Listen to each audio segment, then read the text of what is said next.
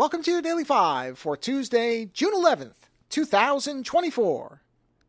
Godzilla vs. Kong or Cross Kong or whatever, the X or X Kong. I don't know. I'm not going to say Godzilla X Kong. Godzilla vs. Kong, the new Empire, came out on digital availability, I think, a week or two ago, I want to say. And I recently reviewed Godzilla Minus One, which I thought was fantastic as the classic version, the more horror-based version of Godzilla. And I knew I was going to watch New Empire because I get a big kick out of the cartoony version of Godzilla as well. So I rented it on Amazon. It's available all over the place.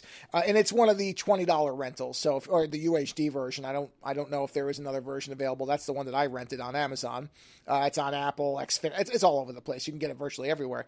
And I am going to be buying the physical copy very, very soon because I had a blast with this movie. It was exactly what a lot of the reviews said it would be.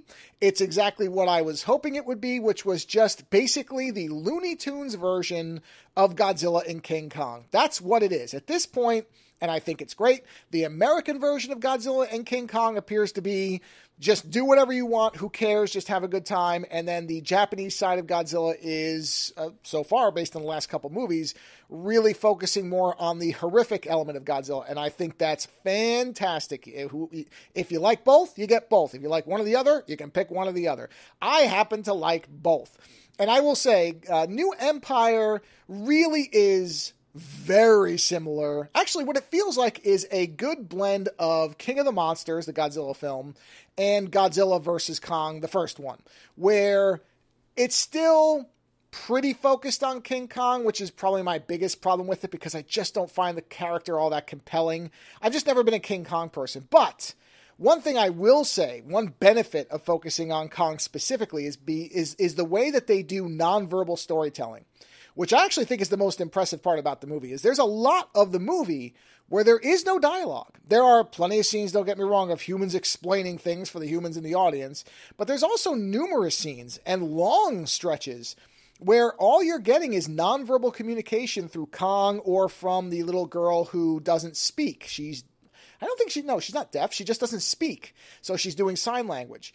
And I actually really like that. I like that in the Marvel series Echo that they did. I like it in this where, you realize after a while, oh, nothing's being said. You don't pick up on it right away. And then it occurs to you, oh, it's been a good 10 minutes since I've heard any dialogue. And yet the movie is working. It's rolling along. It feels very brisk. It's just a little under 2 hours, or it might be right at 2 hours. Doesn't feel that long.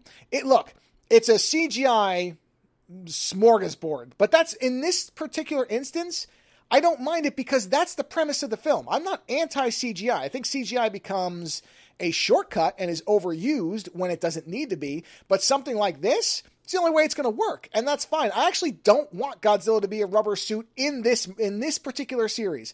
I like seeing Godzilla running around and doing wrestling moves, which I'm not exaggerating. He does a wrestling move. That type of stuff I'm fine with because that's what this movie wants to be. And that, I think, is where I disagree most with people who don't seem to like this. Is, okay, if you want the classic version of Godzilla, you now have that in the Japanese films. Godzilla Minus One, go watch that. You'll have a great time. But if you like the idea of Godzilla also being goofy and you just want to see him trashing things, these movies have you covered. The American ones, this is one of the rare cases where the Michael Bay influence is fine. I like seeing Godzilla just torching everything, throwing stuff around, bashing through buildings, sleeping in the Colosseum in Rome, which I just love. I can't get over how awesome it is that that's now his bed, and that's just where he stays. Spoiler alert, I guess, but not really because it was in the trailer. So it's a blast. This is one of these purely fun movies that you put on. You don't have to worry about thinking too much. The humans are actually probably the least annoying they've been in any of these films so far. I hated them the least this time around, since probably the first one. So that's also a plus. Dan Stevens is great in his whatever hippie traveling vet role thing he's doing. Looks like he's having a blast with this, as a lot of them do. A lot of the people in this just seem to be having fun. And that's what I want to see in these movies. American Godzilla movies, for me, just have to be fun. They don't have to make sense.